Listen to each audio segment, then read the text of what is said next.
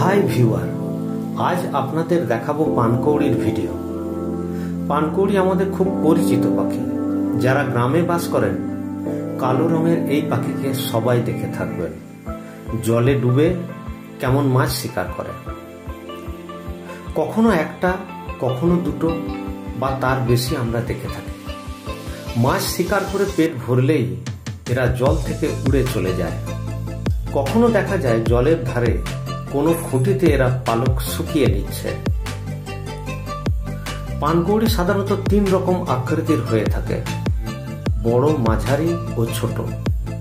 বড় পানকৌড়ি প্রায় 70 থেকে 102 সেন্টিমিটার, মাঝারি 63 সেন্টিমিটার ও ছোট পানকৌড়ি প্রায় 50 সেন্টিমিটার লম্বা। বড় পানকৌড়ির ওজন প্রায় 1.5 কেজি থেকে 5 কেজি 300, মাঝারি 1 কেজি থেকে 1.5 কেজি ও ছোট পানকৌড়ির ওজন প্রায় 300 থেকে 500 গ্রাম। বড় পানকৌড়ি 500 থেকে 700 গ্রাম ওজনের মাছ অনায়াসে গিলে খেতে পারে। আমাদের এখানে বড় পানকৌড়ির দেখা মেলে না। আপনাদের মাঝারি ও ছোট আকৃতির পানকৌড়ি দেখাচ্ছি। পুকুর, ডোবা, খাল, বিলে, নদীতে, দিঘিতে এরা এইভাবে মাছ ধরে খায়। পুকুরে জেলেদের পোঁতা খুঁটিতে পানকৌড়ি তার পালক শুকিয়ে নিচ্ছে। এখানে বেশ কয়েকটা পানকৌড়ি দল বেঁধে মাছ ধরছে। এরা বড় মাছ ধরতে পারে না, কারণ এদের সে ক্ষমতা নেই। ছোট ছোট চারাপোনা, পুঁটি, ডাঁড়কে এদের খাবার। সাধারণত এরা গ্রীষ্ম ও বর্ষাকালে ডিম পাড়ে।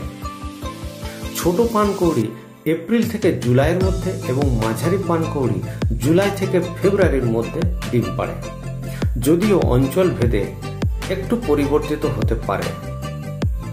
এখানে অনেকগুলো পানকৌড়ি মেটিং করছে, অর্থাৎ এদের ডিম পাড়ার সময় হয়ে আসছে। পানকৌড়ি শুকনো ডালপালা, লতাপাতা ও জলজ উদ্ভিদ দিয়ে বাসা তৈরি করে। স্ত্রী পানকৌড়ি 2 থেকে 6টি সাদা বা নীলচে সাদা ডিম পাড়ে।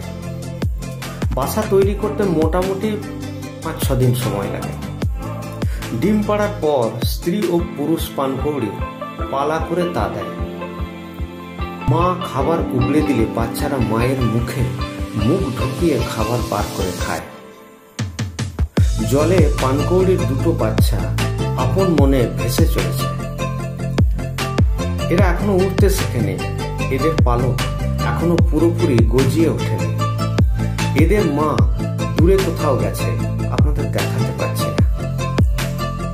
এরা শুধুমাত্র জলে ডুবে পোকামাকড় খেতে পারে। পানকৌড়ির বাচ্চারা 35 থেকে 40 দিনে মোটামুটি উঠতে শেখে।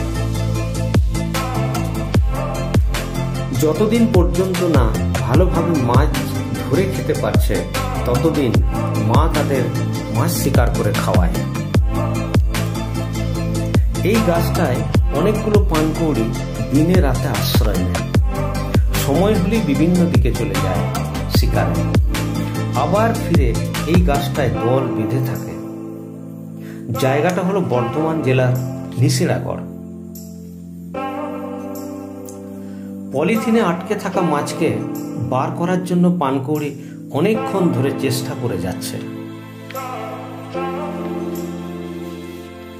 পলিথিন ছেঁড়ার চেষ্টা করছে। শেষ পর্যন্ত দেখি মাছকে বার করতে পারে কিনা। পেট ভরলেই এরা ভালোভাবে স্নান করে, যাতে পালকে কোনো নোংরা লেগে না থাকে। ডানা ঝাপটা দিয়ে পালক থেকে মোটামুটি জল ঝরিয়ে উড়ে চলে যায়।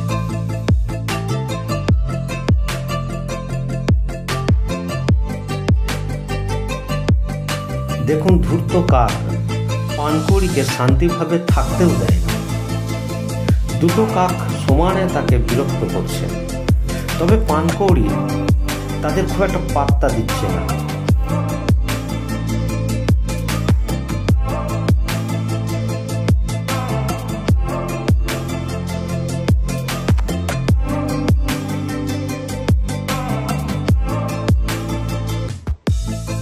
কাক পানকৌড়িকে তাড়ানোর চেষ্টা করে, কিন্তু সে কিছুতেই পালাচ্ছে না।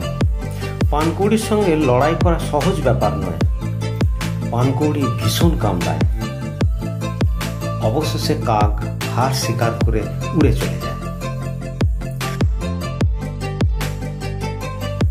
পানকৌড়ির ঠোঁট খুব শক্ত ও খসখসে।